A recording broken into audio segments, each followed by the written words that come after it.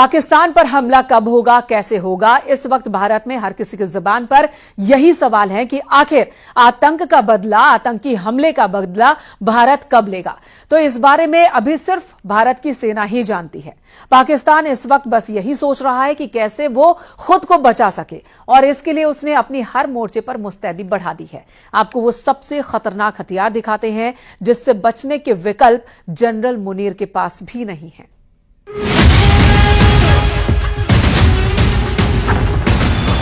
पाकिस्तान में बिना घुसे अगर एयर स्ट्राइक हुई तो इसके लिए चुना जाएगा रफाल। पाकिस्तान के रडार से दूर रहकर अगर हमला किया गया तो इसके लिए चुना जाएगा रफाल। तब आतंकवाद पर ऐसा हमला होगा कि अटैक करने वाले फाइटर जेट को दूर से ही देखता रह जाएगा पाकिस्तान।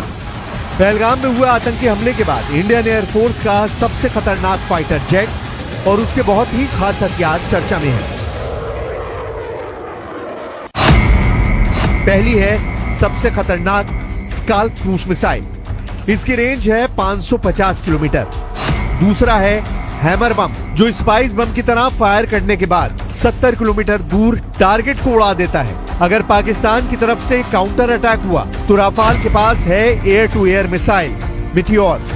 इसकी रेंज है 150 से 200 किलोमीटर। राफाल 1800 किलोमीटर की रेंज में जब ऑपरेट करता है तो ये तीनों हथियार उसे गेम चेंजर फाइटर जेट बना देते हैं।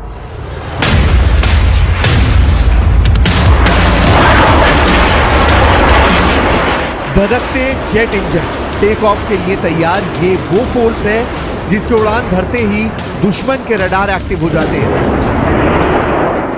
दुनिया की चौथे नंबर की एयरफोर्स है भारत, और इसके पास जो जहाज हैं उनका मुकाबला पाकिस्तान के पास बिल्कुल भी नहीं है। राफाल इसमें सबसे आधुनिक और सबसे खतरनाक फाइटर जेट है।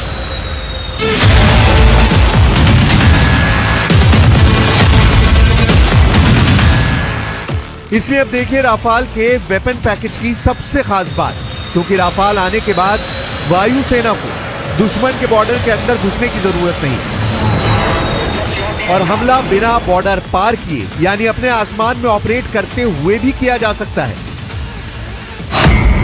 इसे ग्राफिक्स के जरिए समझिए। मसलन राफाल भारत के अंदर ही उड़ रहा है, वो बॉर्डर के करीब है, यानी पाकिस्तान की वायु सीमा से सुरक्षित दूरी बनाई हुई है। अब यहीं से उड़ते हुए वो अपनी स्काल्प क्रूज मिसाइल लॉन्च कर सकता है, जो पाकिस्तान के अंदर 400 से 500 किलोमीटर दूरी तक टारगेट को तबाह कर सकती है।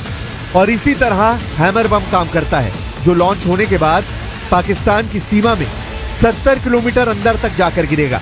ये दोनों एयर टू सरफेस वेपन में कमाल के हथियार माने जाते हैं। इसी तरह अगर राफाल को पाकिस्तान के विमान चैलेंज करते हैं तो राफाल का रडार 200 किलोमीटर की दूरी से ही उनको ट्रैक करना शुरू कर देगा, और यही काम आएगी beyond visual range meteor missile. इसकी खुद की रेंज 150 किलोमीटर से ज्यादा है, और इस तरह राफाल पाकिस्तान के फाइटर जेट से दूर रहकर भी उसको मार गिराएगा।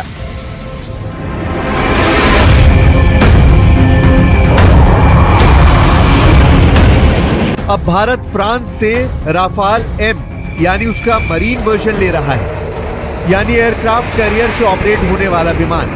ऐसे 26 विमानों को लेकर फ्रांस से डील हुई। ये 26 विमान 2029 से नौसेना को मिलने शुरू होंगे। राफाल एम की टेल के नीचे हुक लगा होता है, जिसके जरिए कैरियर पर लैंडिंग के दौरान इसे रोका जाता है। वहीं इसकी बॉडी एयरफोर्स वाले राफाल के मुकाबले ज्यादा मजबूत होती है। यह एंटी शिप मिसाइल लेकर चलता है, क्योंकि ये समंदर के ऊपर ऑपरेट करता है। फिलहाल नौसेना के पास MiG-29K लड़ाकू विमान है, जो INS विक्रमादित्य और INS विक्रांत से ऑपरेट करते हैं, जबकि राफाल का एयरफोर्स वर्जन 2019 से ही भारतीय वायुसेना का हिस्सा है।